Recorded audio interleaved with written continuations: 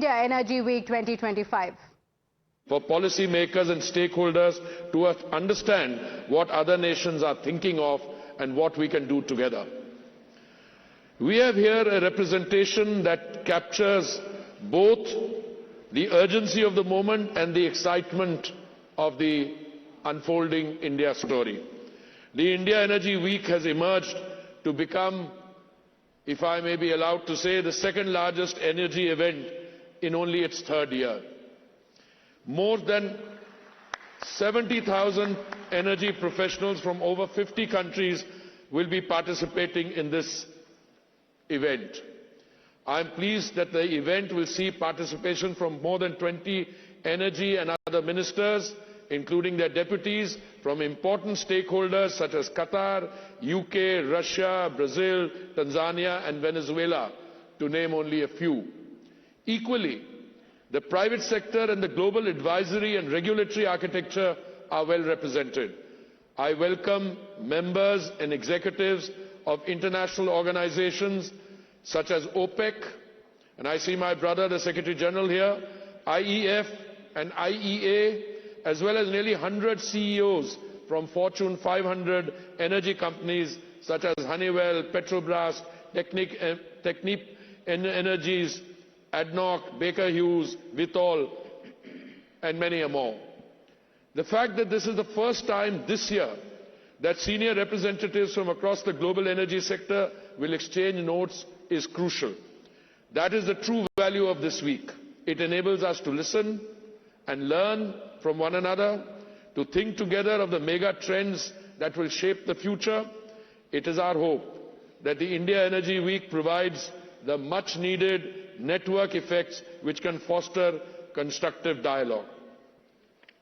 But this platform, ladies and gentlemen, is not just a strategic conference. Beyond industry and technology, IEW is also about youth and innovation.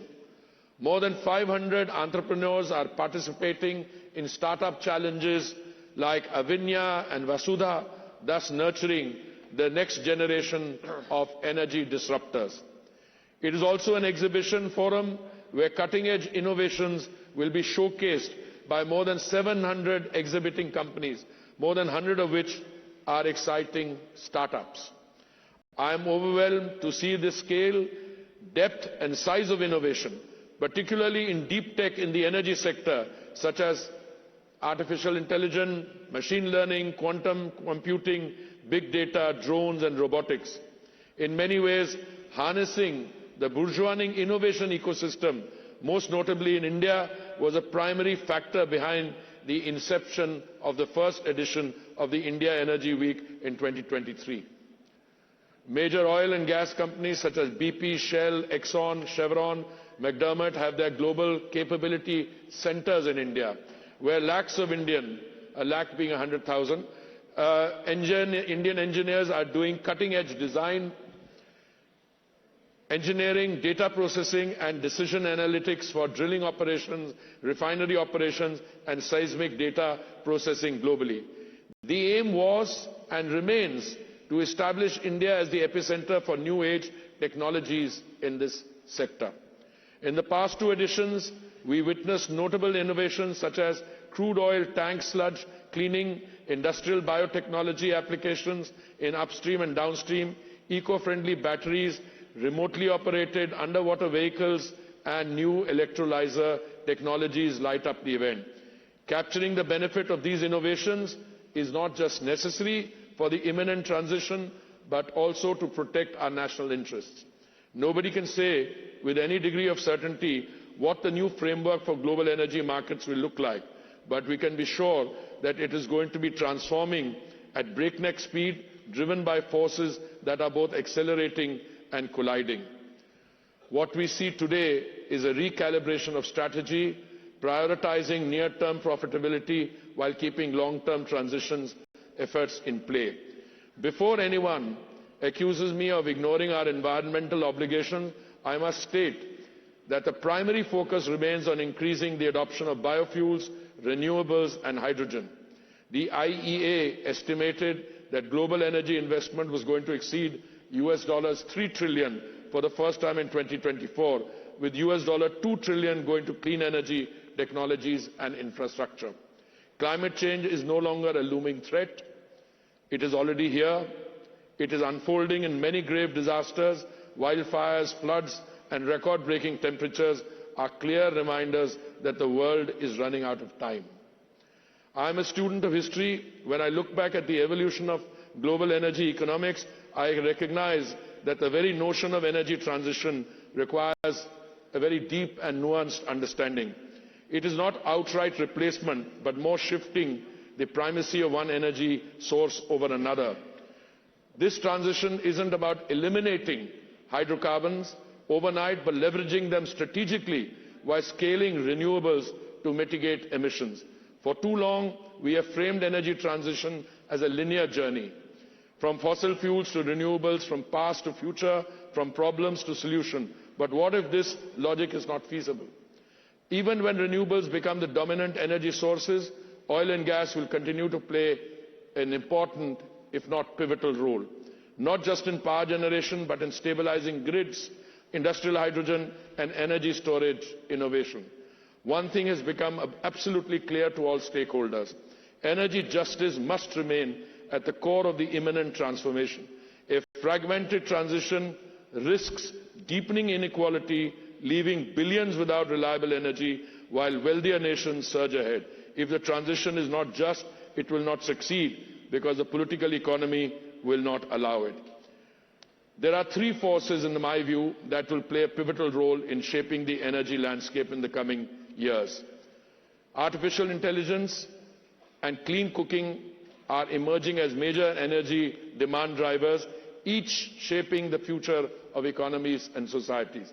AI is one of the largest energy consumers, with data center demand rising 18 to 20% annually by 2030. India's AI-driven digital economy, projected to reach $400 billion by 2030, presents both a challenge and an opportunity.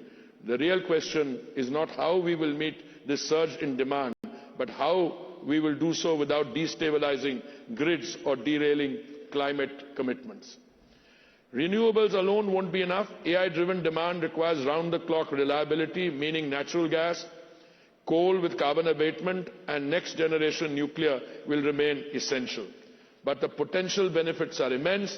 AI itself will enhance fossil fuel efficiency, reshaping the energy equation where intelligence, not just resources, dictates energy security. The next great leap will come from dismantling the idea of centralized energy in the form of AI-driven grids that predict demand before it happens. On the other hand, expanding clean cooking gas access requires a multi-fuel strategy, scaling traditional LPG, augmenting bio-CNG, accelerating electrification and challenging investments into areas such as integration, decentralized renewables like wind power and microgrids to support electric and induction cooking. The challenge is not technology, but scaling access equitably. India has achieved 100% clean cooking access through the Pradhan Mantri Ujjwala Yojana, city gas expansion and solar cooking pilots, proving that policy-driven solutions can transform lives. The answer to energy transition lies in strategic investments across hydrocarbons and renewables. The future lies in smart capital reallocation, for instance, deploying wind and solar where intermittency is manageable, biofuels where liquid fuel demand persists, and gas where firm power is essential. That is how we assure both affordability and decarbonization. India presents a compelling and diversified investment landscape. 7.6 billion tons of discovered upstream resources, 500 million tons of biofuel food feedstock, and rising energy demand. At the same time, it is scaling renewables, targeting 5 million metric tons of hydrogen by 2030, $96 billion in hydrogen investments, and a gas share increase from 6 to 15% alongside a $30 billion in refining and petrochemical expansion. Third, resilient supply chains for an orderly transition. Supply disruption, whether in lithium for storage, nickel for EVs, or semiconductors for AI-driven grids, must not create winners and losers in the transition. Without intervention, The growing gap in energy technology access could leave developing economies locked out of the transition. Governments and industries must act decisively to prevent disorderly shifts. Policy cannot remain while the world accelerates. Governments must craft frameworks that incentivize bold innovation, de-risk essential investment and ensure commitments beyond the short term. Success will be measured, I submit, not by how fast the wealthiest decarbonize, but how inclusively the world transforms. It is our fervent hope that this third edition of India Energy Week becomes the definitive platform for shaping the energy agenda of the future. This is where transformative partnerships will hopefully take place and take shape, where game-changing technologies are unveiled and the future of energy is written. I urge the 6,000 delegates present here to engage meaningfully in the strategic conference sessions planned for the next 4 days and help chart a roadmap to stabilize energy markets and strengthen international cooperation. Thank you very much.